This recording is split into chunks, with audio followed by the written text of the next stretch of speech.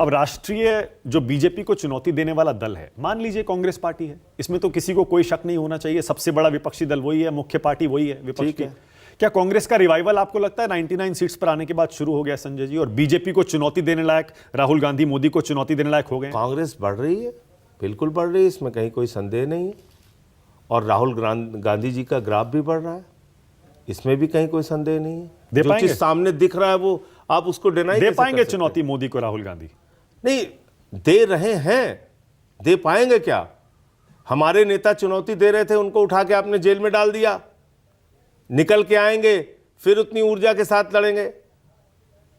अब अगर हो सकता है राहुल गांधी जैसे बीच में कह रहे थे ईडी के केस उनके खिलाफ भी खोलने वाले हैं तो हो सकता है उनके लिए भी कुछ योजना इनके, तो लेकिन ये मत सोचिएगा कि इनको चुनौती नहीं मिल रही है या ये एकदम अनचैलेंज्ड लीडर हैं देश के अंदर, ऐसा नहीं है मोदी के साथ। ओके, अब वो परिस्थिति ज्यादा तगड़ी चुनौती कौन दे सकता है मोदी को, राहुल गांधी या अरविंद केजरीवाल?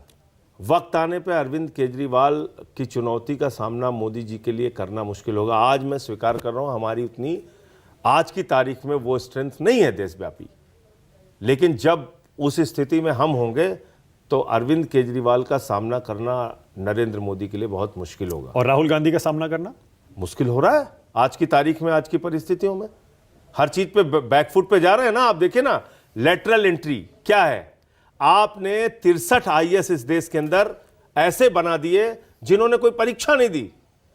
मानक गुप्ता जी को आईएएस बनना है तो अपने गांव से आएंगे, उनके पिताजी पैसा रुपया खर्चा करेंगे, कोचिंग कराएंगे, वो मेहनत करेंगे, 12-12 घंटे पढ़ाई करेंगे, तब उनका सिलेक्शन होगा नहीं होगा इस पर एक प्रश्नवाचक चिन्ह है।